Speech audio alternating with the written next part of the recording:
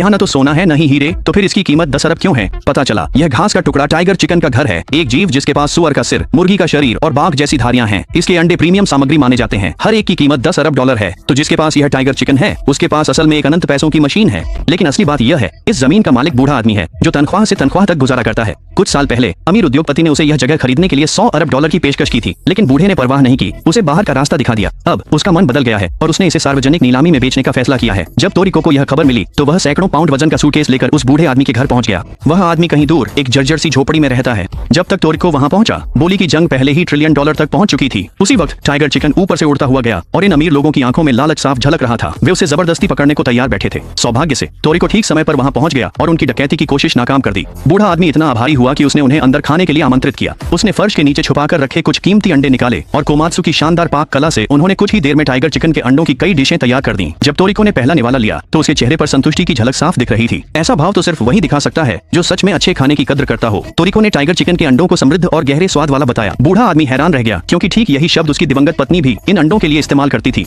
पता चला पुराने समय में वह खुद भी एक गोरमेट हंटर था। उसने अपना ज्यादातर समय जंगल में पैसे कमाने की कोशिश में बिताया, लेकिन जब आखिरकार वह ढेर सारा पैसा लेकर घर लौटा तब तक उसकी पत्नी मृत्युशैया पर थी। अपनी आखिरी घड़ियों में उसकी पत्नी ने उससे कहा था कि वह दुनिया भर के अनगिनत पैसों के बजाय उसके साथ एक साधारण भोजन करना ज्यादा पसंद करेगी। वह पल उसकी पूरी जिंदगी उसका पीछा करता रहा। उस बूढ़े आदमी के लिए दौलत सिर्फ कागज पर लिखे बेमतलब आंकड़े थे। अब जब उसे एहसास हुआ कि उसका समय खत्म हो रहा है तो वह अपनी जमीन किसी हकदार इंसान को सौंपना चाहता था। जब उसने तोरिको से पूछा कि वह कितना पैसा लाया है तो तोरिको ने कहा उसके पास सिर्फ सेबों का डिब्बा है। बूढ़े आदमी ने सौदे के लिए हाँ कर दी, लेकिन उसकी एक शर्त थी। उसके गुजर जाने के बाद वह चाहता था कि तोरिको समय समय पर टाइगर चिकन का हालचाल लेता रहे। कुछ समय बाद बूढ़े आदमी की मौत हो गई और टाइगर चिकन ने एक बच्चे को जन्म दिया। शायद वह